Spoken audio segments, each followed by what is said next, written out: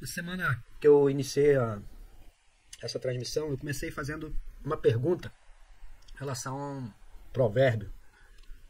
Deus ajuda quem cedo madruga. E a minha pergunta foi, esse provérbio ele se encontra na Bíblia? Uma pergunta aí para você responder. Por que eu fiz essa pergunta? Porque a gente é inspirado numa pesquisa feita há alguns anos pelo Instituto Barna, sediado em Glendale, Califórnia. A gente chegou ao conhecimento dos seguintes dados estatísticos, tá?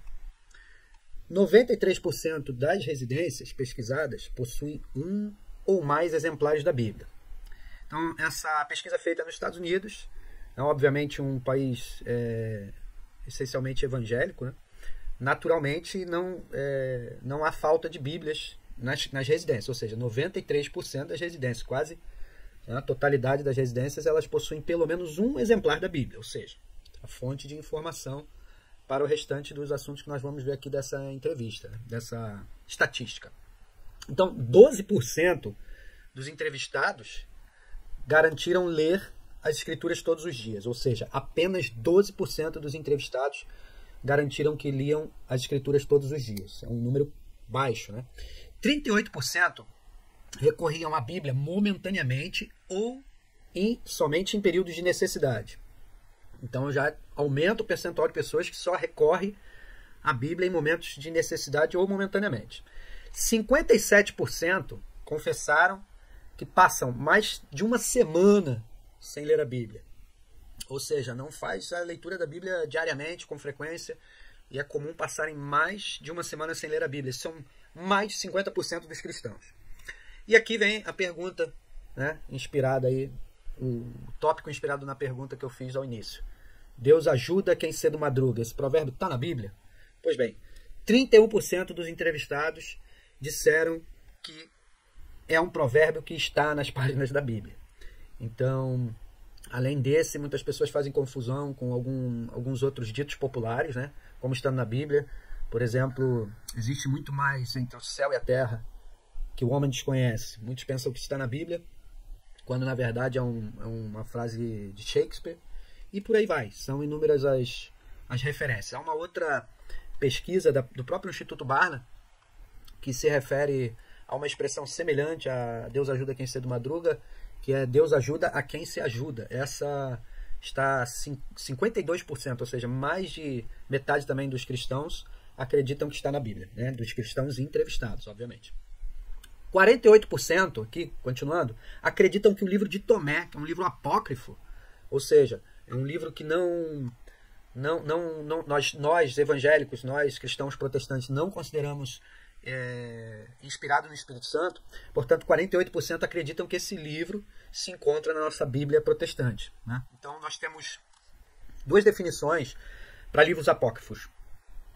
Um livro apócrifo, ele também a frase livro apócrifo também é utilizada para se referir a um livro que é de autor desconhecido. Por exemplo, o livro de Hebreus, apesar de muitos acreditarem que ele pela forma como está escrito, acreditam que ele tenha sido escrito por Paulo, ainda assim ele é um livro de autor desconhecido, não podemos afirmar com toda certeza, né? Muitos estudiosos creem, pelo estilo de literário, vamos colocar assim, o uso das palavras, acredita-se que é de Paulo. Mas ele é considerado um livro de autor desconhecido, portanto, livro apócrifo. Mas existe a outra definição para livro apócrifo, que é justamente o livro que não teria sido inspirado pelo Espírito Santo, portanto, não faz parte da nossa Bíblia protestante. Então, muitos aí, 48%, quase a metade, sensivelmente a metade, acredita que o livro de Tomé se encontra na Bíblia protestante, quando não é o caso. 52% não sabiam que existe o livro de Jonas na Bíblia. Ou seja, também mais da metade. 58% desconheciam quem pregou o Sermão do Monte. Se a gente parar aqui para analisar boa parte desses resultados, né, 57, 48, 52, 58, chegam a 50% ou mais, né, muito próximo, aqui no caso de 48 ou mais, dos cristãos, né? Me faz lembrar a palavra do nosso apóstolo Rina recentemente, quando ele se referiu às 10 virgens, e 5 eram nécias, as quais faltavam óleo e Espírito Santo. Então, se a gente considerar isso estatisticamente falando, né, 5 de 10 é a metade, 50%, ou seja, 50% dos cristãos, uma palavra referida e direcionada a nós, cristãos protestantes, né, a cristãos, servos de Jesus Cristo. Se for considerado estatisticamente essa parábola, nós podemos dizer que 50% dos cristãos ficarão. E talvez pela falta aqui justamente do conhecimento da Bíblia. Agora, esse estudo aqui ele foi feito já há algum tempo. Em 1996, eu vou aqui centralizar numa outra área de entrevistas, de estatísticas feitas através de entrevista, ok? Essas estatísticas, sempre vão lembrar, elas feitas por profissionais. Então, não é uma estatística falha, digamos assim, não é uma estatística feita de forma amadora, é uma estatística feita por profissionais, por institutos credenciados e que fazem isso profissionalmente. Então, veja essa aqui, 2013, um instituto de pesquisa Conrays, no Reino Unido, fez uma pesquisa a pedido de uma agremiação cristã para checar o grau de conhecimento bíblico de religiosos ingleses, todos adultos, portanto, próximos aqui da gente, no Reino Unido, todos adultos. Então, foi apresentada uma relação de história a esses entrevistados, relação de história supostamente relacionada ao nascimento de Jesus. E, em seguida, perguntaram a cada um que histórias, fatos ou personagens dentre os apresentados estariam presentes no relato dos evangelhos. Ouçam isso. Cerca de 5% disseram que Papai Noel estaria citado no Evangelho de Lucas. 7% acreditam que a árvore de Natal faz parte original do lugar onde Jesus nascera, ou acreditavam que fazia parte. Uma pesquisa semelhante aqui já é a pesquisa anterior. Portanto, numa pesquisa em 2013, 5% acreditam em Papai Noel e que ele estava relacionado e citado no Evangelho de Lucas. 7% que a árvore de Natal fazia parte do lugar onde Jesus nascera. Meu Deus! Então, a gente vê que é um completo desconhecimento da palavra em profundidade por muitos cristãos. Aqui uma outra pesquisa feita, dessa vez em 2014, para um jornal inglês, o Daily Mirror, e a pergunta, uma das perguntas feitas foi: quem é Jesus Cristo? E entre as opções de resposta estavam jogador do Chelsea, filho de Deus, apresentador de TV, candidato de um show de calouros ou um astronauta. Por incrível que pareça, a primeira opção, que é um jogador de futebol, foi escolhida por 1 em cada 5 entrevistados, ou seja, 20% dos jovens, aqui uma pesquisa direcionada dessa vez a jovens, 20% dos jovens acreditavam que Jesus é um jogador de futebol. Acredita-se que ele tenha sido confundido com o jogador Jesus Navas, que na época era um jogador de meio campo do Manchester City. Então, você vê que também é uma falta de conhecimento em profundidade, né, da Bíblia. Um outro dado surpreendente de pesquisa é que muitos acreditam que Rudolf, a famosa rena do nariz vermelho, existiu de verdade. Então, por aí você tira como é que as coisas são. Agora, alguns ainda achavam que Jesus, né, olha aqui, pouco mais da metade respondeu que tanto Jesus como Papai Noel nasceram em 25 de dezembro. Por isso que todos ganham presente nesse dia. Eles acreditavam nisso, mais de 50%. A pérola do desconhecimento veio por último. 25% desses jovens, já aficionados por smartphone, disseram que os magos encontraram no Google Maps a localização da cidade de Belém, da Judéia. Né? Os reis magos, amém, igreja? Amém, amados, igreja. 25% acreditavam aí que já existia celular na época, e aí vamos usar o Google Maps para achar a cidade de Belém, da Judéia. Ontem, preparando aqui esse material, eu dei muita risada. Então,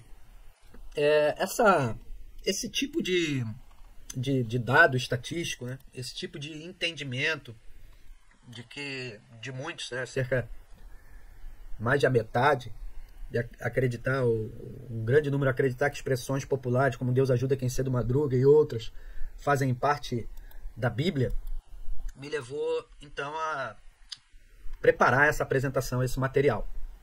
Por quê? Porque eu acredito que boa parte, e também através de pesquisas, o Instituto Barna, ele é um instituto nos Estados Unidos, faz inúmeras pesquisas nesse sentido, já demonstrou que da totalidade dos cristãos entrevistados, uma grande parte não crê na totalidade das Escrituras, na totalidade da Palavra de Deus. Muitos consideram como um livro de apoio filosófico, como um livro que consultam sem ter em conta que ele é um livro direcionador para as nossas vidas. Então isso me motivou a trazer para vocês uma coleção de conhecimentos, uma coleção de estudo a respeito da Palavra de Deus e da importância da Palavra de Deus para as nossas vidas. Então, antes da gente seguir em diante, eu quero te lembrar que a Palavra de Deus ela é a espada. É a espada que está escrita em Efésios 6, a partir do versículo 10, a armadura do cristão, a armadura do servo de Deus. Lembrando que a gente deve, antes de mais, se fortalecer no Senhor para conseguir carregar essa armadura. E a Palavra de Deus ela é a espada, como referido aí em Efésios 6, 17. Então, a gente é chamado para além do evangelismo, para além de ir e evangelizar, discipular, né? Batizar em nome do Pai, do Filho e do Espírito Santo, a gente é chamado também para uma batalha. O livro de Efésios e outras referências, como Mateus 16, aí, versículo 18, deixam isso muito claro. Então, a Palavra de Deus, sendo a nossa espada, ela deve ser bem manejada. Jesus é o exemplo disso para nós, né? Em Mateus 4, ele enfrenta Satanás, o próprio Satanás e a tentação do deserto, através da palavra. Ele responde a Satanás, a Satanás dizendo, está escrito, também está escrito. Então a palavra de Deus é a nossa espada. E a gente só vai conseguir lutar contra as mentiras de Satanás, assim como ele mentiu para Jesus, ele muitas vezes mente através de batalhas na mente, através de inúmeras outras formas. E a forma de nós lutarmos é através da palavra, através da espada da palavra de Deus, e ela precisa estar bem afiada, como referido, né, nas escrituras, nas próprias escrituras. Você tem aí algumas referências. Se você tiver aí um papel, vai anotando. Apocalipse 1,16, e como Deus mesmo diz através do profeta Oséias, capítulo 4, versículo 6, que o povo perece por não conhecer a palavra de Deus. Ok? Então, a gente precisa mudar isso. Vamos mudar? Como é que a gente pode mudar isso? Exatamente fazendo conforme a Escritura nos ensina. Vamos lá. O que os versículos que aqui apresentam nos ensinam? Procura apresentar-te a Deus aprovado, como obreiro que não tem do que se envergonhar, que maneja bem a palavra da verdade. 2 Timóteo 2,15. Portanto, meus amados irmãos, sede firmes e constantes, sempre abundantes na obra do Senhor, sabendo que o vosso trabalho não é vão no Senhor. Me perdoem aí se vocês ficaram um pouco tontos com essa correria de slides, mas ao vivo acontece. Em direto, né? Queridos, então, a gente precisa mudar isso, precisa manejar bem a espada. E o que acontece? Muitas pessoas acreditam que a palavra de Deus ela foi escrita por homens. Claro, Deus usaria quem? Usaria homens.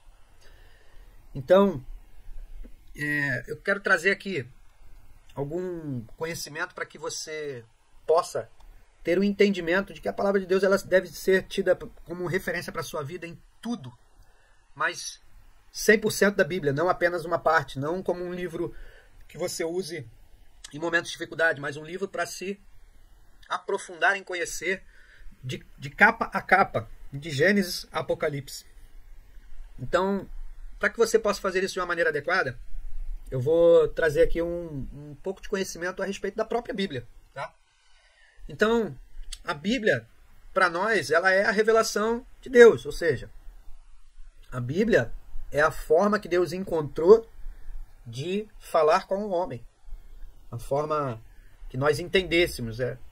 Ele usou diversos homens ao longo da história de Deus, dele próprio com a humanidade, para falar conosco de maneira que nós entendêssemos, ok? Então, a revelação de Deus, ela se encontra na Bíblia. E ela está onde? 66 livros, né? O que é a Bíblia? Conjunto de livros, Biblos. Então a Bíblia é composta por 66 livros. Pergunta de prova. 66 livros, 39 no Antigo Testamento e 27 no Novo Testamento. Quem é que escreveu a Bíblia? Foram homens, cerca de 40 pessoas, cerca de 40 autores diferentes. E a palavra cerca de 40 justamente por aquilo que nós falamos há pouco dos livros apócrifos.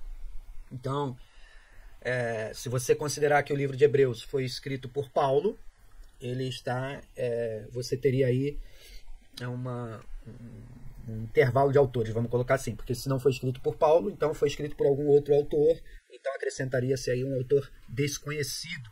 E quando você tem autor desconhecido, pode ser mais de um, né? Porque são mais de um, é mais de um livro da Bíblia que tem autor desconhecido. Então, cerca de 40 autores, cerca de 40 pessoas escreveram os livros da Bíblia. Elas foram escritas em 2 idiomas, hebraico e grego, bem diferentes do português. Eu já me referi a isso antes.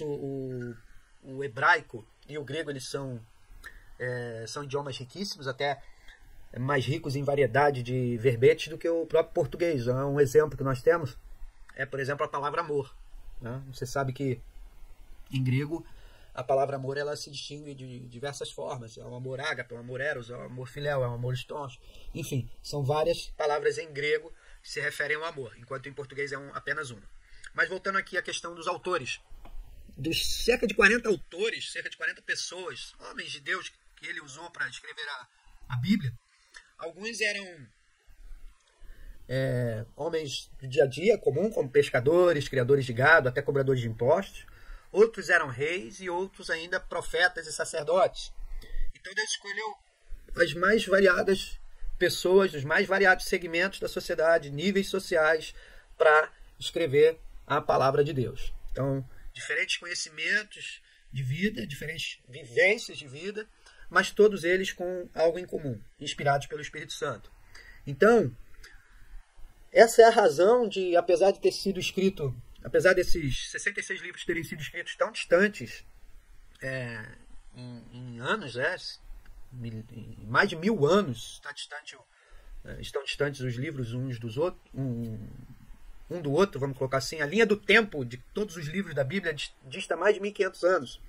Então, apesar dessa distância entre o livro mais antigo, né, em média, né, estima-se também, porque essa questão de datas, ninguém consegue acertar ali com precisão as datas, mas então estima-se que, e aí apesar de estar escrito em cerca de 1500 ou mais de 1500 anos distantes uns dos outros, né, do mais recente ao mais antigo, o livro como um todo, a Bíblia, ele é perfeito, ele é completo e ele é harmônico. Se você observar com atenção, todos os livros apontam para a pessoa de Jesus Cristo.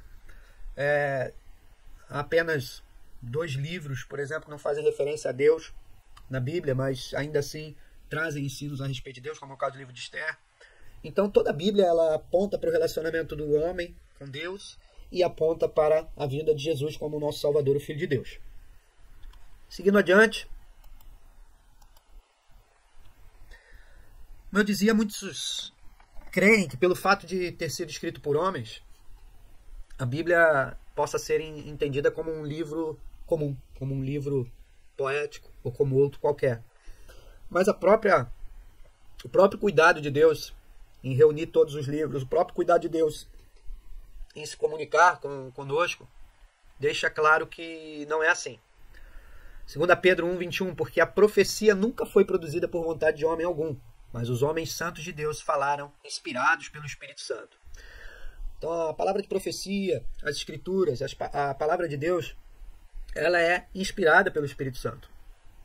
O próprio termo original se refere a Bíblia como um livro que tinge a mão daquele que escreve. Ele é o próprio batismo do Espírito Santo, né? Como a gente viu recentemente, que é o tingir, é uma palavra originada no tingir da lã. Hebreus 11:3 também diz o seguinte: pela fé entendemos que os mundos pela palavra de Deus foram criados, de maneira que aquilo que se vê não foi feito do que é aparente. Então, Deus pela palavra, pelo verbo, criou tudo. E também ele, através da sua palavra, o verbo escrito, ele também se comunicou conosco. E não é à toa que Jesus Cristo também é referido como o verbo vivo que se fez carne.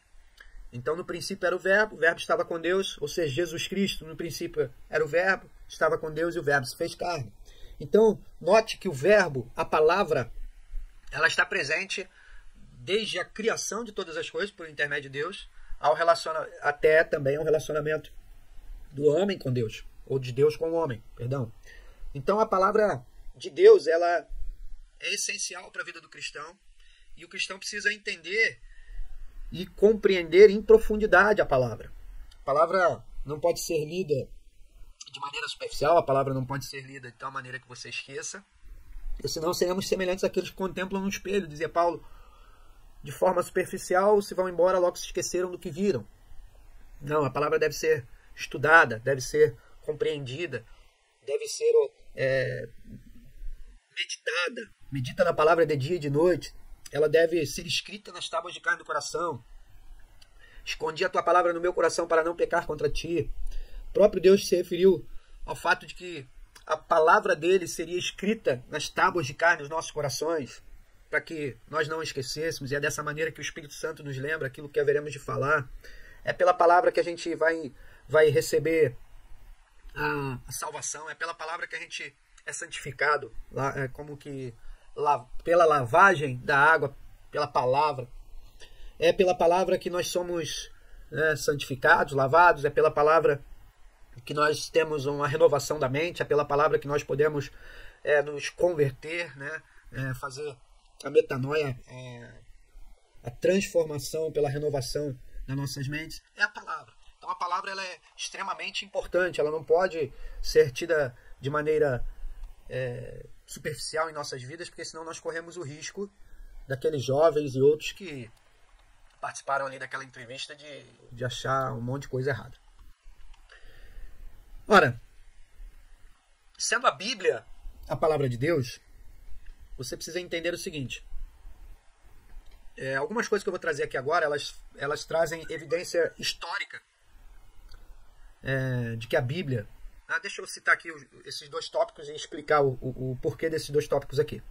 Então, temos evidência histórica de que, por volta do ano 90, no concílio de Jamni, já estava reafirmado um canon que, segundo estudiosos, canon que, segundo os estudiosos, já estaria fechado desde a época de Esdras. Tá? E segundo Flávio Josefo, o cânon, estou fazendo lembrança aqui da câmera. O cânon do Antigo Testamento, com 39 livros, já estava fechado desde 465 a 425 a.C. Ok? Quase 500 anos antes de Cristo, já tínhamos o Antigo Testamento como ele é hoje. Por que eu tenho aqui essa referência a esses dados? Porque a Bíblia ela foi, se não é até hoje, o livro que sofreu maior crítica literária de todos os tempos. O estudo de crítica literária, ele se baseia na tentativa de estudiosos de identificar o quanto um livro, um escrito, ele foi alterado ao longo dos anos. Então imagine que um livro que era escrito à mão, lembre-se que na época não existia ainda a tipografia, ainda não existia as gráficas, ainda não existia forma de produzir livros em série. Então era transcrito. E à medida que esse livro era transcrito, ou que os livros eram transcritos, por vezes os copistas poderiam se enganar ao escrever uma palavra. Se enganar ao fazer uma transcrição da palavra.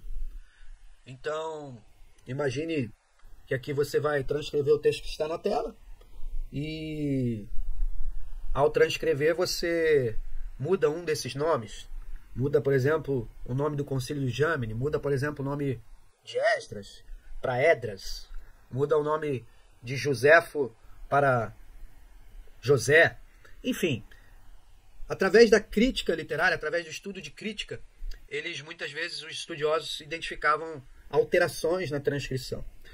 Mas os escribas, considerando a transcrição da palavra de Deus, os escribas, eles eram, obviamente, homens de Deus e homens que se consagravam para fazer a transcrição.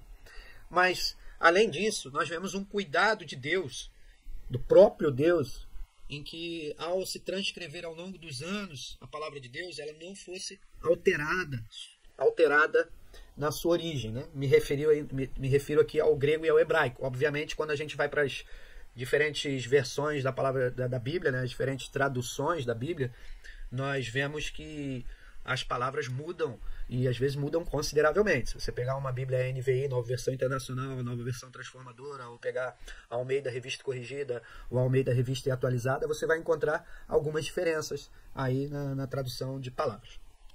Então, a Bíblia, ela foi um dos livros, voltando aqui à questão, ela foi um dos livros mais criticados em todos os tempos, se não o mais criticado em todos os tempos, no sentido de ser estudado para ver o quanto ele quanto ele teria sido sofrido alteração durante todo esse período, ao longo de mais de 1.500 anos, diferentes livros, diferentes autores, ele teria sofrido alterações, ele teria sofrido manipulações e etc. Então, muito se fala sobre isso, até para questionar o próprio conteúdo da Bíblia, como sendo a palavra de Deus, e existe também óbvio, um movimento espiritual em torno disso, que nós sabemos do que é que se trata. A nossa luta não é contra carne e sangue, mas principados, potestades, forças malignas nas regiões celestiais. Agora, veja, a Bíblia de hoje, depois de sofrer tanto estudo e análise, chegou-se à conclusão de que há evidências históricas de que o Novo Testamento, como é hoje, foi decidido desde o século II, pelo cânon muratoriano. Então, bem próximo da vinda de Jesus, que é... Então, 200 anos e pouco. Então, século II, você já tem evidências históricas, através... Como é que se sabe isso? Através de fragmentos encontrados, através de estudos, de análises feitas à época. Então, há evidências históricas que o Novo Testamento já estava também decidido desde o século II. Além disso, o que nós podemos aqui, antes da gente dar continuidade à questão do criticismo da Bíblia, em termos históricos, nós temos também o Antigo Testamento. Nos tempos de Jesus, o que havia? O Antigo Testamento, como é hoje. Então, o que os apóstolos tinham para leitura, estudo, na época? O Antigo Testamento. Por isso nós dizemos que o Novo Testamento é a revelação do Antigo Testamento. Ou seja, o Novo Testamento é revelado... o Antigo Testamento é revelado através do Novo Testamento por intermédio do Espírito Santo, que inspirou os homens, todos os homens santos de Deus, a escrever os livros que nós conhecemos do Novo Testamento, de Mateus e Apocalipse. Então, em hebraico, a Bíblia chama-se Tanakh.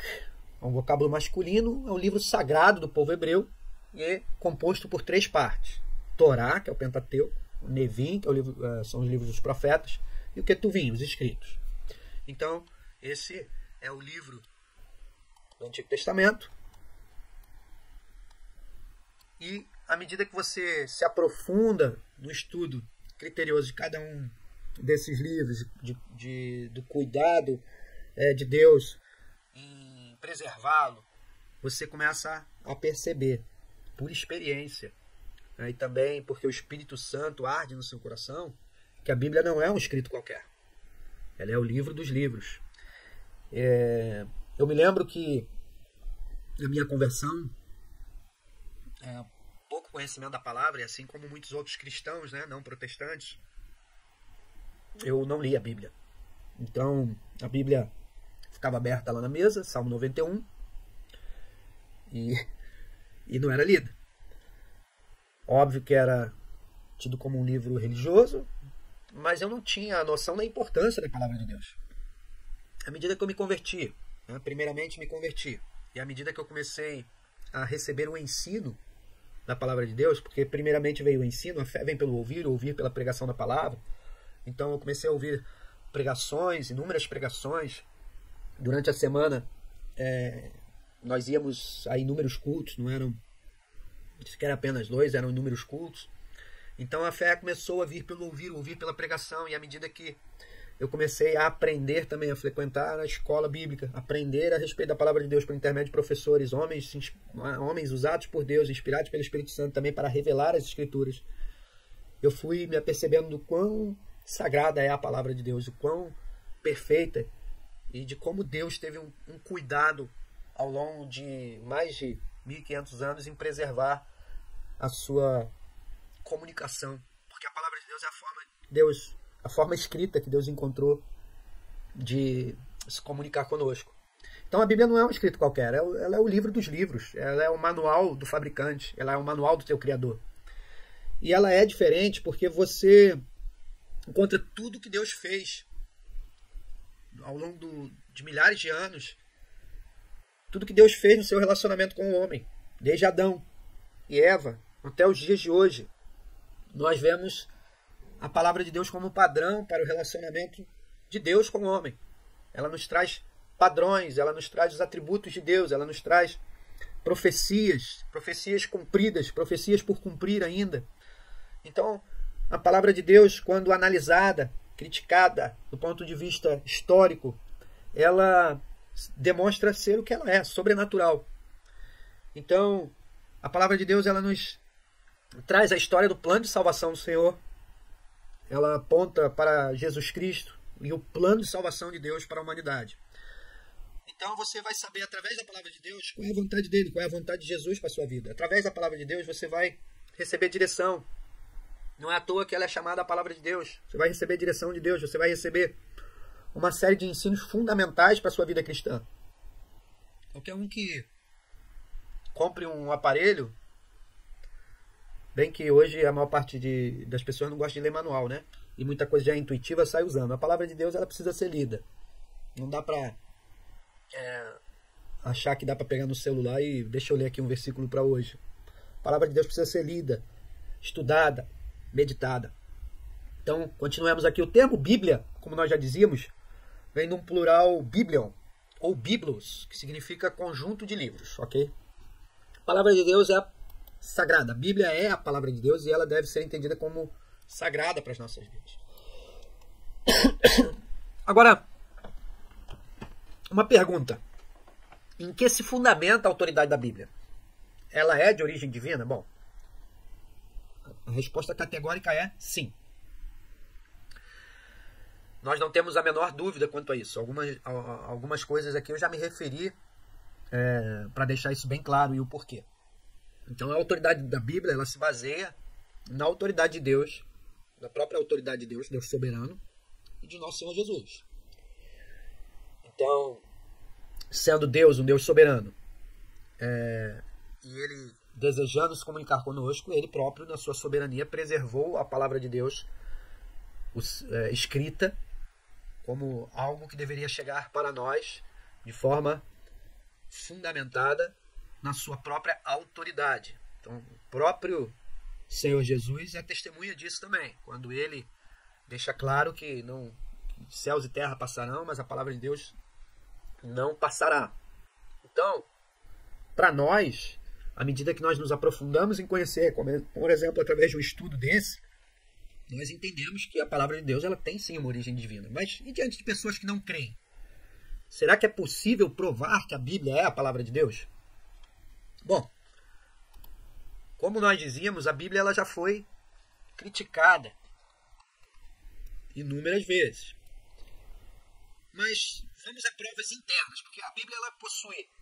Nós vamos encontrar na própria palavra de Deus provas de que ela é a palavra de Deus. Ou seja, nós vamos encontrar na própria Bíblia a prova de que ela é a palavra de Deus. Então são provas internas. Exemplo, Isaías 40, 22. E aí eu quero te lembrar que o livro do profeta Isaías, ele foi lido e escrito cerca de 800 anos antes de Galileu. Por que eu me refiro a Galileu? Já vou falar. Mas antes de eu falar de Galileu, o que diz Isaías 40, 22? Que Deus paira ou está assentado sobre a redondeza, o globo da terra.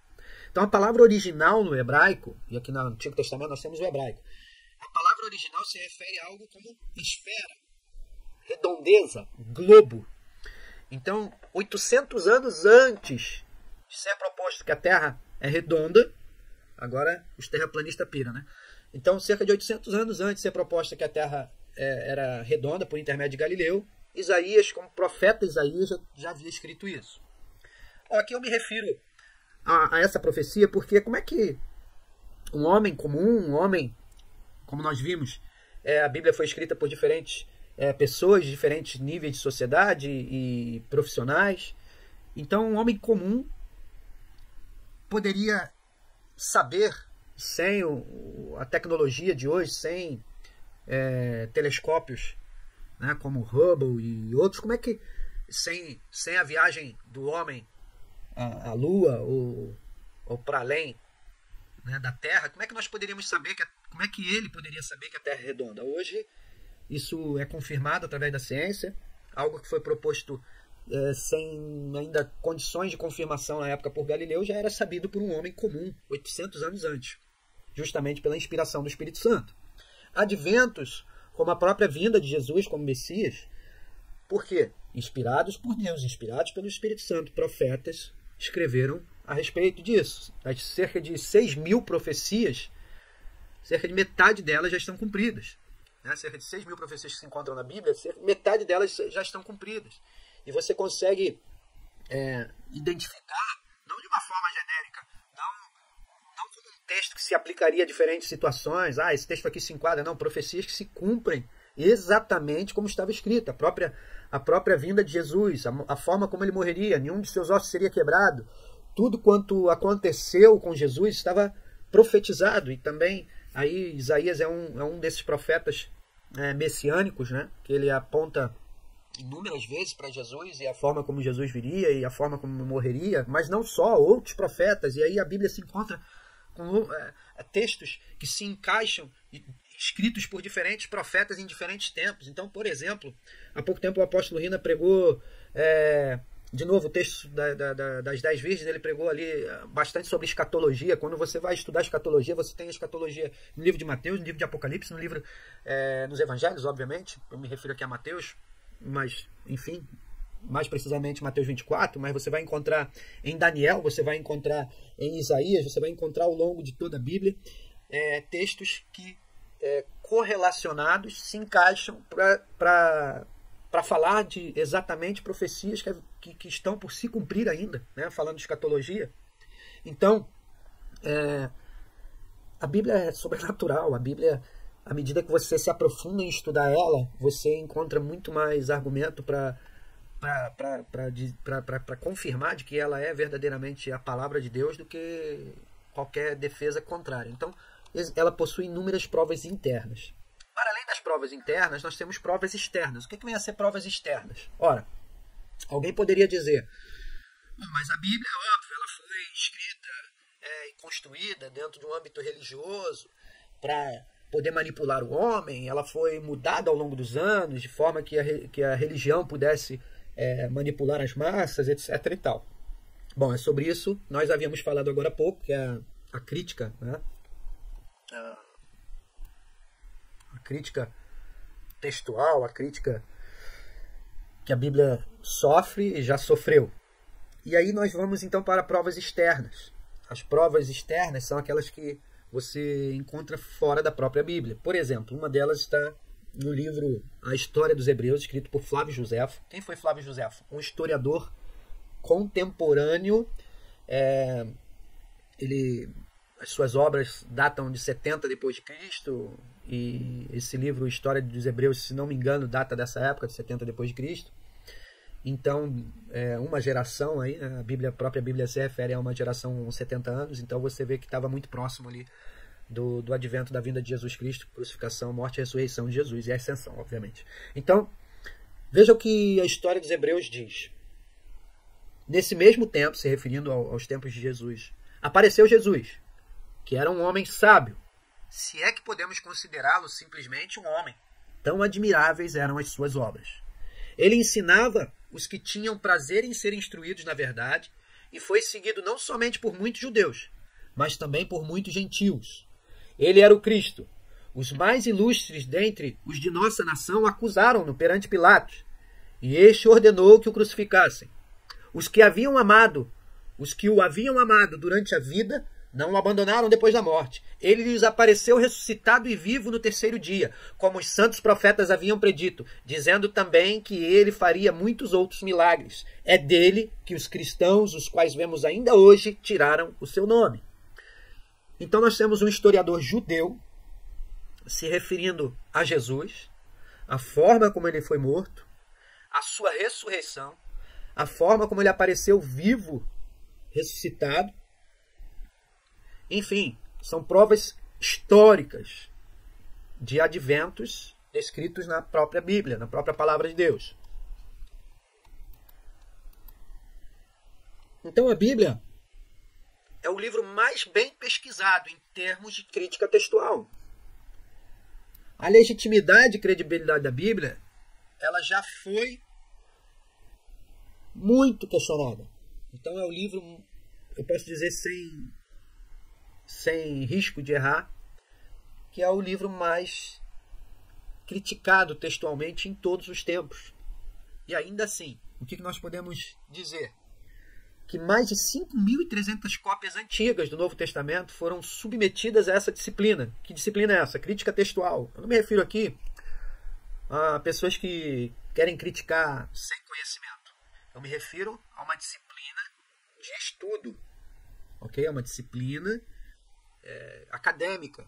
A crítica textual. E veja o que nós podemos afirmar através da crítica textual da Bíblia. Mais de 5.300 cópias antigas do Novo Testamento foram submetidas a essa disciplina por inúmeros especialistas.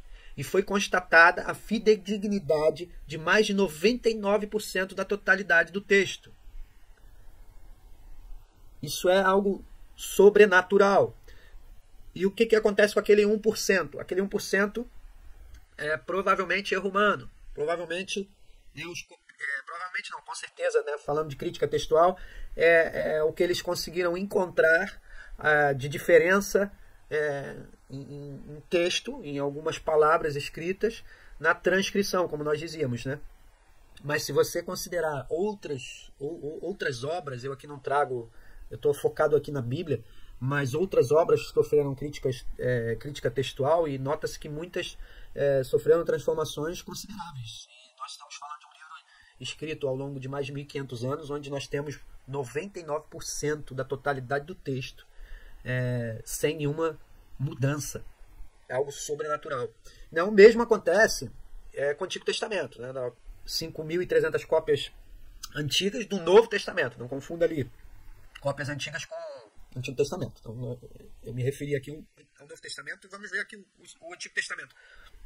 É que o mesmo acontece com o Antigo Testamento, que ao ter seu manuscrito, o Códex Babilônico, mil anos antes de Cristo, comparado com os manuscritos do Mar Morto, mostrando a integridade textual da Bíblia hebraica em mais de 90%. Perdão, eu me referi ali antes de Cristo ou depois de Cristo. DC. Códex Babilônico, 1000 depois de Cristo. 1000 anos depois de Cristo. Para que você entenda o que são os manuscritos do Mar Morto. Vamos adiante.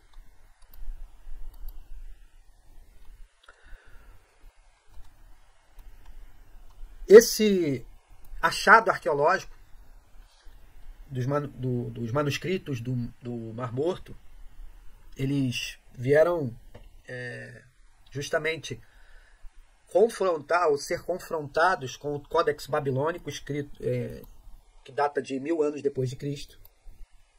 E os manuscritos do Mar Morto são datados de muito, muito antes. Eles foram encontrados no deserto de Qumran, ali onde estudiosos falam de um povo de cristãos que viviam ali naquela região. Então eles foram encontrados acidentalmente por um criador de cabras.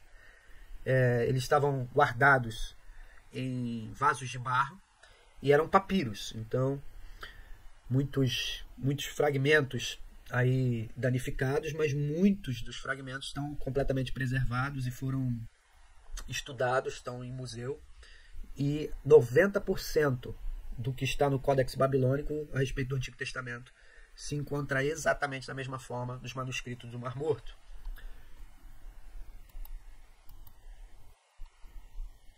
Muito bem. Já fui eu errar aqui de novo.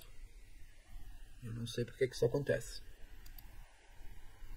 Vamos voltar mais. Fiquem tranquilos que não é a apresentação toda. Onde é que eu estava? Aqui. Eu trago aqui para vocês agora alguns testemunhos, né, ao longo da história da humanidade de homens e que essencialmente homens cultos e intelectuais. Então, Isaac Newton, essa frase é atribuída a ele, ou ele próprio disse essa frase, diz assim: nós encontramos mais marcas da autenticidade da Bíblia do que da história secular. Johannes Kepler, pensar os pensamentos de Deus depois dele. Então eram homens cultos, estudiosos, cientistas em seu tempo. Depois eu não vou aqui entrar em profundidade a respeito de cada um deles para não tomar muito tempo. Mas eu quero te lembrar que Isaac Newton é físico, escreveu a Lei da Gravidade. Na mesma época de Isaac Newton, nós temos o Voltaire. E deixa eu ver se eu me lembro, acho que era com base no texto de Naum 3:4 ou 4:3, anote aí depois para ler, com base no texto de Naum 3:4 ou 4:3, eu acho que eu não coloquei aqui esse texto. Isaac Newton se referiu que no futuro, né, haveriam carros que se movimentariam a mais de 80 km por hora. E Voltaire, contemporâneo de sua época e extremo crítico da Bíblia, ele disse que Isaac Newton estava ficando caduco, que agora queria que eles acreditassem que existiriam veículos que no futuro se movimentariam a mais de 80 km por hora. E qual surpresa Voltaire teria hoje, que é muito mais do que 80 km por hora andam os carros. Isaac Newton, profundo estudioso da Bíblia, físico, matemático, deixou várias leis da física aí, muitas são estudadas hoje por nós, a lei de Newton e tantas outras. E esse homem, ele fez também comentários bíblicos a respeito dos textos de Daniel e Apocalipse. Ou seja, ele foi um estudioso de escatologia. Deixa eu ver se eu consigo seguir aqui. Arqueólogos como William Albright e Nelson Bluick, são arqueólogos já antigos, vejam o que eles disseram. Não há a menor dúvida que a arqueologia confirma a historicidade substancial da tradição presente no Antigo Testamento.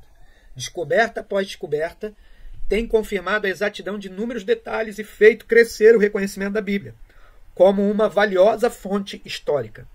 O outro disse, Nelson Bluick disse, pode-se afirmar categoricamente que nenhuma descoberta arqueológica tem jamais desmentido uma referência da Bíblia. Oi, filhão, quer participar aqui da transmissão? Não. Vem cá. Mamãe não voltou ainda. Não. Dá um oi aqui pra turma. Oi. Você vai aparecer ali daqui a pouco, é porque tem um delayzinho. Então, mas o Lucas Neto não pode entrar aqui não, porque senão vai cortar minha transmissão. Vamos dizer que eu tô tirando os direitos autorais dele. Coisas de ao vivo, né, gente? Indireto. Vamos lá. O que acontece? Nós temos presenciado ao longo dos séculos, ao longo dos anos, inúmeras descobertas arqueológicas, e todas elas vêm justamente se confirmar com escritos bíblicos. Só um minuto, gente. Rico, não dá pra ficar aqui com ele falando, porque o YouTube identifica a voz dele e vai me bloquear. E também atrapalha, né? Põe o fone de ouvido, cara. Pega lá o teu fone de ouvido pra pôr. Lá na sala. Cara, pega lá. Pega lá seu fone de ouvido e usa ele. Então, por exemplo... Eu saí, mas estou aqui. Voltei, né? É porque ele tá com delay. Pode dar risada aí. Aproveita para rir. Na 1, 2, 4. Ó, o Caíto botou ali para mim. Não era nem o 3, 4, nem o 4, 3. Era na 1, 2, 4.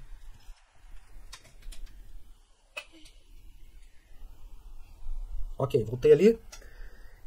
Então, Estava me lembrando aqui de uma descoberta. Eu tive lá em Israel, por exemplo, e você, quando anda em Israel, você não anda no mesmo chão que Jesus pisou. A cidade por onde Jesus andou, ela está alguns metros abaixo da onde as pessoas pisam hoje. Então, por exemplo, o tanque de Siloé, ele foi achado, né, e foi escavado lá bem próximo a outras construções lá. Algumas delas, você, só para fazer não ficar um pouco mais preciso, alguns lugares onde você pisa, obviamente, são lugares por onde Jesus andou. Mas boa parte da cidade, aqui é uma correção importante, ela está soterrada. Então lá o tanque de Siloé ele foi achado, escavado, através de escavações arqueológicas. Você tem o local onde Jesus foi julgado, um dos locais que eu me lembro que os guias dizem, Jesus pisou nesse chão onde vocês estão pisando. Mas, por exemplo, uma batalha em que Davi usa o aqueduto para entrar na cidade, esse aqueduto ele foi encontrado.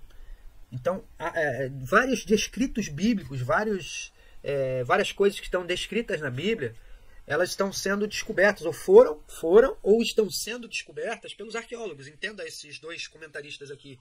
Um deles, inclusive, da capa da revista Time. Eles estão justamente dizendo que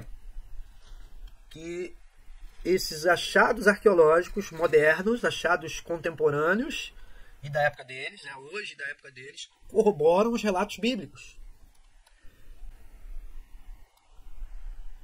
Por que muitos ainda duvidam? Essa pergunta foi feita a um escritor cristão, né? Ele é cristão, mas Victor Hugo, você deve conhecer, se não conhecer, pesquisa aí. Veja qual foi a resposta dele. Alguns homens de fato negam um Deus infinito. Alguns também negam o sol. São os cegos. A Bíblia não pode ser negada. Eu coloquei aqui modernos, entre aspas, isso aqui é de algum conhecimento de documentários que eu já assisti, ok? Inclusive um documentário aqui de um arqueólogo bastante conhecido, lá do Brasil. E ele traz um documentário, essas referências que eu estou citando aqui. Então eu coloquei modernos porque,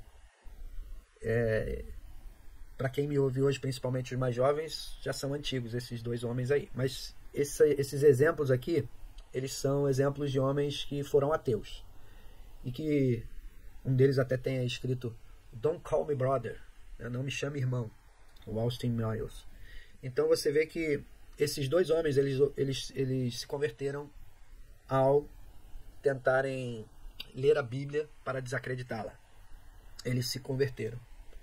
Eles se renderam à sobrenaturalidade da Bíblia como sendo a palavra de Deus.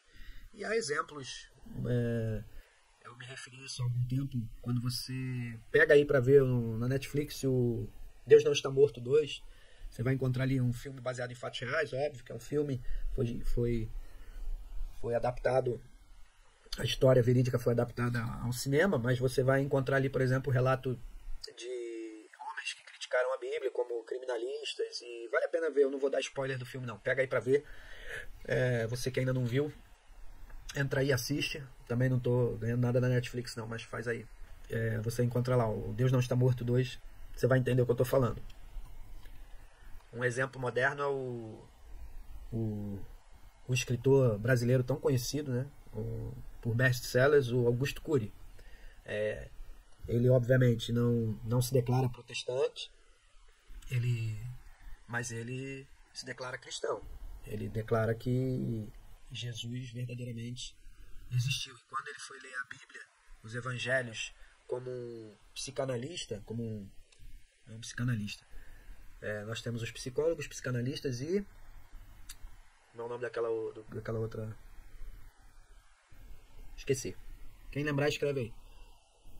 E ele foi ler a Bíblia para desacreditar Jesus. Como foi ler para tentar confirmar ali, através dos escritos, que Jesus não havia existido. E afinal de contas ele se rendeu à existência de Jesus como Filho de Deus.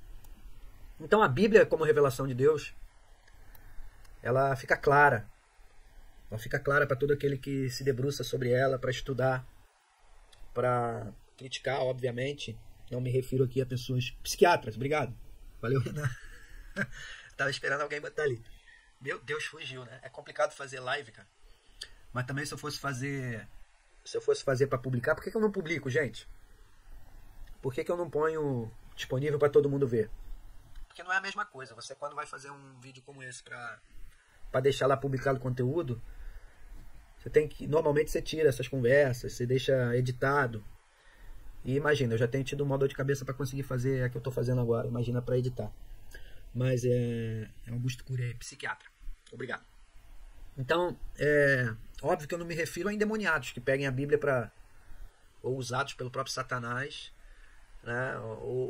ou aqueles cineastas que fazem filmes para dizer que Jesus foi casado. Jesus não foi casado, tá, gente? Você que acha que Jesus casou, leia a Bíblia. Senão você vai entrar naquela estatística lá que eu me referi ao início dessa transmissão. Alguns aí não pegaram. Então leia a Bíblia. Jesus não foi casado. Então, tirando esses usados, né, pelo inferno, endemoniados, eu me refiro assim a pessoas comuns que, por uma falta de conhecimento da Bíblia como um livro mesmo, se põem a fazer a crítica textual dele, né, ou dela, a Bíblia. Elas se rendem.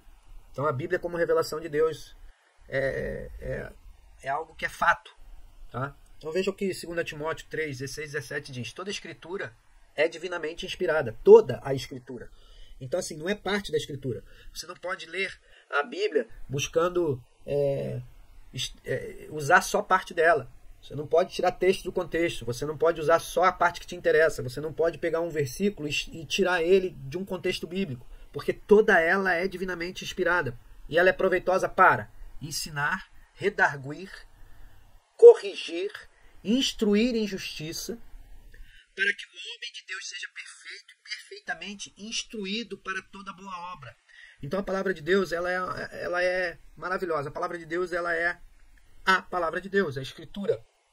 A Bíblia é a palavra de Deus, ela é divinamente inspirada para que o homem de Deus seja perfeito e perfeitamente instruído para toda boa obra. Por isso é tão importante que nós venhamos a nos aprofundar no conhecimento da palavra. Venhamos a ter o ensino da palavra, não só a ler, mas estudar.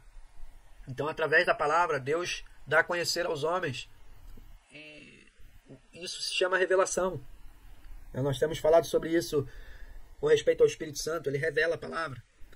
Você já reparou como a Bíblia é o único livro que vem com o explicador junto? O que eu quero dizer com isso? Você pega... Eu me lembro de histórias que aconteceram, pelo menos lá no Rio de Janeiro, eu não lembro se foi na minha época, tá? Isso é bem antigo, gente. Época de vestibular. Eu não lembro se foi o vestibular da UERJ ou da UFRJ, em que um texto de um autor qualquer, que eu agora não lembro o nome, foi parar na prova de vestibular para ser interpretado. E aí, eu sei que essa prova gerou muita polêmica, por quê? Porque gerou muito questionamento com respeito à correção da banca, etc. E o autor, ele disse que ele não quis dizer nada daquilo que a banca do vestibular tinha dito, que se referia ao escrito dele. Então, ou seja, quando você tem uma letra de música, muitas vezes aí quem é adorador, quem é músico, né, quem é do louvor, às vezes quer saber, pô, de onde vem esse refrão da música? De onde você se inspirou para escrever esse refrão? Eu me lembro que isso já aconteceu até aqui em Portugal. Alguém, eu não vou falar o nome, mas alguém do grupo de louvor mandou uma mensagem para outra banda, para uma banda de louvor aí, perguntando em que parte da escritura, em que parte da Bíblia estava inspirada num determinado refrão. Então, quer dizer, ali foi legal, porque o autor da música pôde dizer, ó, eu me inspirei nisso, naquilo. Está no texto tal da Bíblia, está no versículo tal, livro tal, capítulo tal, versículo tal. Então, você, muitas vezes, quando você vai interpretar um texto, né, você que já estudou aí, lembra de estudar literatura, às vezes você não consegue entender o que está na cabeça do sujeito para escrever aquilo. Né? Então a Bíblia é um livro espiritual, ele precisa ser discernido espiritualmente, ele precisa ser revelado espiritualmente. Quem nos revela? O Espírito Santo. Ele foi inspirado pelo Espírito Santo, foi inspirado por Deus. Através do Espírito Santo, os homens de Deus foram inspirados a escrever a palavra. Ninguém melhor do que ele para te dar a revelação. Então, quando você começa a ler a palavra, você começa a conhecer a Deus, você começa a conhecer a Jesus, você começa a entender. E aí fica mais fácil você obedecer às orientações dele para a sua vida particular e a participação na igreja. Eu vejo tantos cristãos tendo dificuldade em, por exemplo, obedecer ou entender determinados aspectos da vida em comunidade como é a igreja. A Bíblia nos ensina a respeito dessas coisas. E uma das coisas que muitas vezes acontece é que as pessoas querem debater sem usar a Bíblia.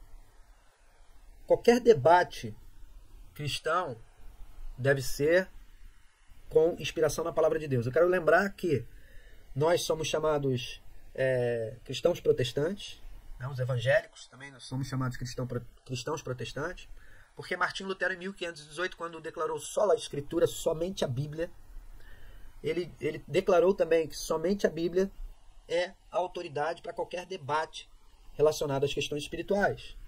Então, às vezes, nós, como pastores, vemos algumas pessoas que não têm profundidade de conhecimento da Bíblia, e não tem nada de errado nisso. Quanto mais eu aprendo a Bíblia, mais eu aprendo que nada sei, tenho tanto ainda para aprender, quanta coisa a ser revelada ainda pelo Espírito Santo. A palavra de Deus se renova a cada dia, quão insondáveis são os seus juízos, inescrutáveis os seus caminhos, quão maravilhosa é a palavra de Deus. A gente é inesgotável, fonte de conhecimento, profundidade da palavra de Deus, e isso é fato. Não falo aqui na posição como pastor para dizer que a gente conhece, sabe tudo. Não, até porque a gente sabe que a Bíblia é tão profunda em conhecimento e revelação que a gente diz, não há outra fonte de debate que possa ser usado, sola Escritura. Somente a palavra de Deus deve ser usada para determinar qualquer debate. Lembrando o que Paulo disse, né? Que Paulo nos deixou escrito, Paulo não. O Espírito Santo por intermédio da vida de Paulo. Que não devemos estar com discussões a respeito da palavra de Deus também, né? Temos esse ensino. Mas vamos aqui adiante para terminar. Você está com fone de ouvido? Mas não fala alto, porque senão atrapalha aqui, tá? Eu estou terminando. Princípios gerais da interpretação ou hermenêutica. Tá? Já terminando, gente. Eu já falei sobre isso antes. Vamos pegar aqui um versículo bíblico, 2 Pedro 20, 21. Deixa eu beber uma água. Nós estamos antes de 2 Pedro 20, versículo 21. Sabendo primeiramente isto, que nenhuma profecia da Escritura é de particular interpretação, porque a profecia nunca foi produzida por vontade de homem algum, mas os homens santos de Deus falaram inspirados pelo Espírito Santo. Então a Bíblia, ela foi inspirada pelo Espírito Santo, ou seja, os homens que escreveram foram inspirados pelo Espírito Santo, Deus os escolheu para escrever a Bíblia. E a principal regra de hermenêutica, já ensinada aqui no OICA, é que a Bíblia interpreta a própria Bíblia, ou seja, a Bíblia é o seu próprio e melhor intérprete. A Bíblia não se contradiz, porque Deus é o autor da Bíblia. Ela é completa em sua mensagem, harmônica e completa em harmonia e concordância, perdão. Sua mensagem é completa em harmonia e concordância. Então, algumas pessoas falam assim, não, mas a Bíblia traz contradições. Você vai encontrar estudiosos dizendo isso. A Bíblia traz contradições. São aparentes contradições que podem ser explicadas através do Espírito Santo de Deus, porque tem que ser revelado pelo Espírito Santo. Então, qualquer pessoa que vai ler a Bíblia, ela precisa estar inspirada pelo Espírito Santo, senão ela está fadada ao fracasso. Eu me recordo de estudiosos tentando interpretar o livro de Apocalipse, dizendo que Paulo se referia à besta e outros elementos ali espirituais, totalmente espirituais, um livro que traz profecias que ainda não se cumpriram, e eles queriam aplicar à época, ao Império Romano, a uma série de situações que não estão nem para uma interpretação histórica passariam no crivo, porque João estando preso, enfim, não vou entrar aqui em profundidade nisso, que eu teria que trazer os contextos de tudo para dizer a respeito disso, mas para dizer assim, eu já vi estudiosos de universidade criticando a Bíblia, dizendo que ela não é um livro espiritual. E todo e qualquer homem de Deus vai dizer o seguinte, a Bíblia não pode ser interpretada de outra maneira senão como um livro espiritual, senão você vai errar na interpretação. Ainda que hajam coisas que são interpretações literais, categóricas, examinando um texto que você interpreta literalmente, há outras que precisam de revelação espiritual. Então, por exemplo, o livro de Apocalipse não dá para ser interpretado literalmente, quando ele tem vários descritos ali, uma linguagem totalmente espiritual. Ok? Depois a gente aprofunda isso. O significado de uma passagem tem que ser considerado com todos os outros ensinos da Bíblia. É aquilo que a gente falou da correlação. Então, você deve dar prioridade às línguas originais, o grego e o hebraico, quando você precisa se aprofundar no estudo, quando você precisa encontrar explicações mais aprofundadas. Você, independente de ser um livro espiritual, que o Espírito Santo revela, obviamente, o Espírito Santo vai te revelar através do estudo da língua original. Porque como é que você pode ter uma revelação, e assim foi a tradução da Bíblia, né, na verdade, como é que você pode ter uma revelação, até propriamente traduzir o que o autor queria dizer, se você não souber o significado daquela palavra na época, contexto histórico, contexto cultural, ok? Por isso é tão importante o estudo da língua original, grego e hebraico. Hoje, obviamente, você não precisa falar o grego e hebraico, você tem dicionários para isso. Há situações que há uma literalidade, como eu já dizia. Há situações que você vai fazer uma interpretação gramatical, também usando para isso as línguas originais. Como eu já disse aqui, interpretar historicamente. Há situações que você vai interpretar figuras de linguagem, ok? Quando você tem, por exemplo, as parábolas de Jesus, né? Você tem interpretações da parábola, tá? Então, o que é, por exemplo, levar em consideração a figura de linguagem? Isso aqui é tema para aprofundarmos aí em termos de estudo da palavra, mas eu vou citar aqui um exemplo básico para você entender melhor. Por exemplo, quando Jesus se refere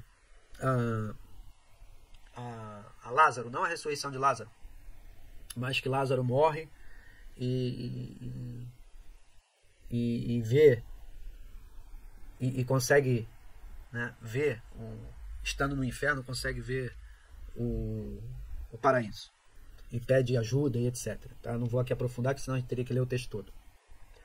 Então ali é uma parábola. Então, alguns estudiosos da Bíblia, né, vamos falar aqui, quando você vai estudar a Bíblia, a interpretação, alguns consideram que, por ser uma figura de linguagem, nós não podemos dizer categoricamente que do inferno as pessoas verão quem está no paraíso. Você consegue entender isso? Literalmente. Não consegue ver literalmente. Então, digamos, Jesus teria feito uso de uma parábola para se referir a algo que acontece espiritualmente, mas não de forma literal. Não sei se eu me faço entender, senão fica para um próximo estudo aí que a gente faça. Então, algo fundamental aqui, estamos terminando, a experiência pessoal à luz das Escrituras. Um exemplo prático aqui bem rápido. Dando muito ensino bíblico, né? Eu, mergulhando na palavra, eu já fui inúmeras vezes questionado a respeito de inúmeras coisas.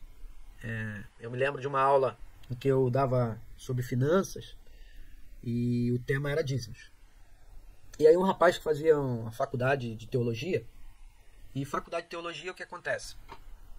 Eu me lembro desse rapaz que estudou, que fez faculdade, né, de teologia, porque veja, muitos fazem um bacharel em teologia e tem um título de bacharel em teologia. Alguns consideram que o bacharel em teologia é pastor. Eu não quero entrar nesse mérito, mas de fato, quando você vai fazer um bacharelado em teologia, como esse rapaz mesmo se referiu à época, ele dizia assim, primeiro dia de aula o professor disse que primeiro ele vai colocar a Bíblia dentro da gente, depois vai tirar. E vai fazer a gente não acreditar mais na Bíblia. Ou seja, se a pessoa não tiver uma boa base de conhecimento da Bíblia, vai fazer teologia pira. Porque começam a criticar os textos de forma a desacreditar no texto. Então esse rapaz ele não considerava o dízimo como estava sendo ensinado ali. Não vou entrar no mérito em profundidade aqui também do que ele não considerava, para não tomar muito tempo. Mas basicamente ele dizia que era da lei. Eu já logo rebati que eu falei, não é da lei, porque é anterior à lei. Quando Moisés escreveu sobre... Quando Moisés escreve sobre o dízimo, ele se refere ao dízimo dado por Abraão, a Melquisedeque. E Abraão é anterior aos escritos de Moisés. Você consegue entender? Então Deus traz a história de Abraão a Moisés para ele escrever. Ok? Então, Moisés conheceu Abraão? Não. Mas ele escreve sobre Abraão. Escreve sobre Adão. Escreve sobre inúmeros homens e mulheres de Deus. Noé não são contemporâneos de Moisés. Você já parou para pensar nisso? Muito bem. Pentateuco, escrito por Moisés, ele escreve a respeito de fatos que ocorreram muito antes do tempo dele. Então são inspirados por Deus.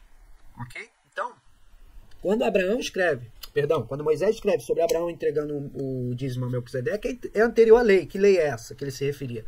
Ao livro de Levítico, a lei, como a palavra de Deus, o próprio Pentateuco, se você quiser. Então, assim, no tempo, olha como é importante você se aprofundar no conhecimento da palavra de Deus para poder interpretar ela. Esse rapaz pega, estudante de teologia, vira para mim, não, porque o dízimo é da lei. E Jesus aboliu a lei. Eu falei, não, o dízimo não é da lei. O dízimo é anterior à lei. Ele ficou melhor. Então o dízimo ele foi dado por Abraão a Melquisedeque.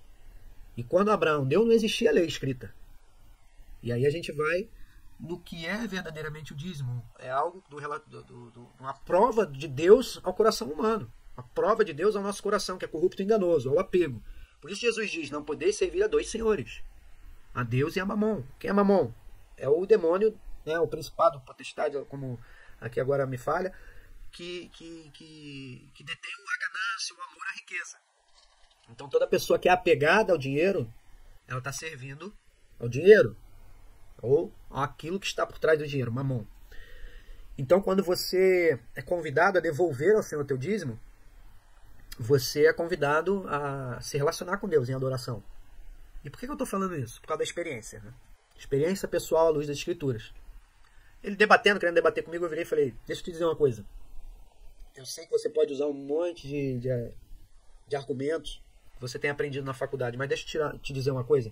Nenhum argumento que você está usando vai tirar algo que eu tenho. Ele o que é? Eu falei, experiência. E aí eu dei o meu testemunho e falei para ele. Eu dei o meu testemunho que vocês já ouviram. Porque eu me converti, eu não me tornei logo dizimista. Foi algo que eu precisei ser ensinado pelo Espírito Santo através das Escrituras e da pregação. Então, num culto que o pastor pregou a respeito de dízimo, eu entendi, entreguei o meu dízimo e eu vivi uma experiência sobrenatural que eu conto depois em outra ocasião.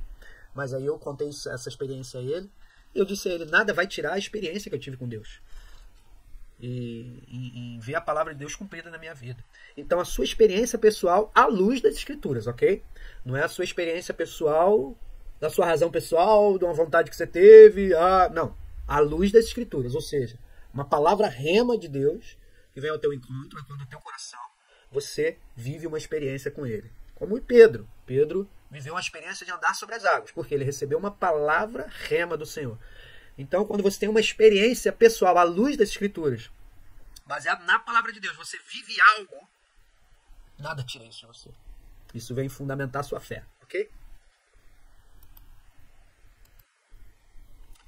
Então, para terminar, a biblioteca básica. Tira uma foto aí rapidinho. E a gente já vai poder terminar. Tive aqui alguns contratempos. Mas é isso, gente. Então, eu aconselho vocês fortemente terem uma biblioteca básica como essa que está aí. Deixa eu tirar aqui da minha frente para você ver melhor. Ou de trás de mim.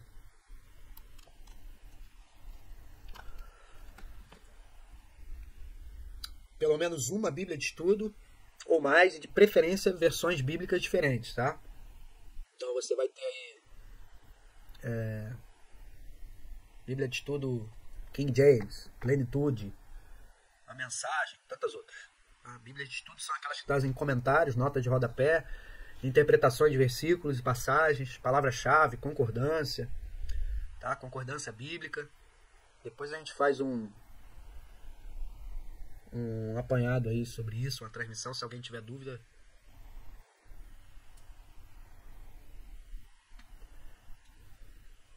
Tiraram foto? Ok? Então as Bíblias de estudo vão te ajudar a vencer barreiras linguísticas, geografia, cultura, interpretação também. Os atlas mostram regiões geográficas dos textos, barreira geográfica. Qualquer dia desse eu faço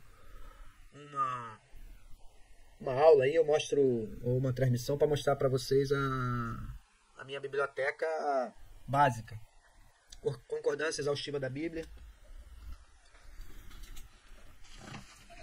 Olha aqui, ó.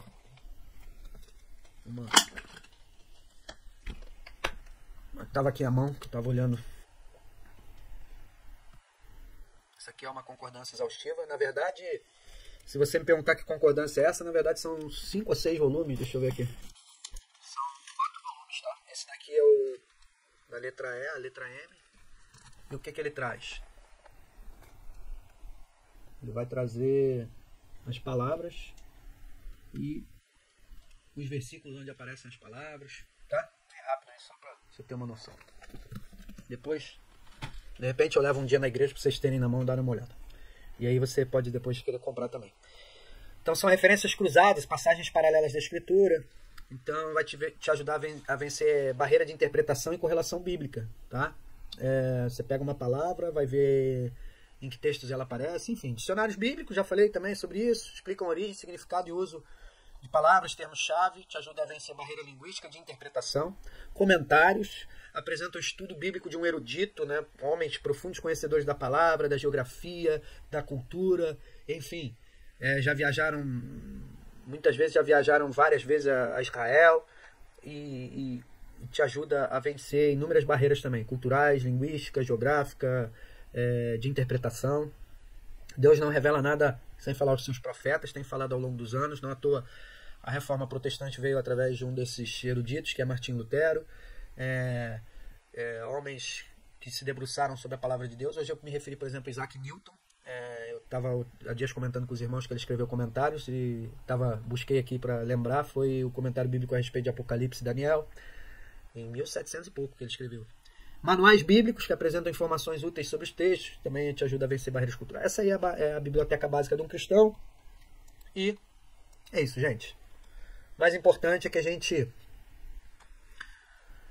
tenha a mesma vontade e desejo que esses dois amigos nossos aí, melhor amigo do homem então, para buscar a palavra de Deus, a Bíblia Sagrada, que é a palavra de Deus, a Escritura, para as nossas vidas. É isso, terminamos. Um beijo no coração. Obrigado você que se manteve aí até agora. Beijo no coração. Fiquem com Deus. Até a próxima.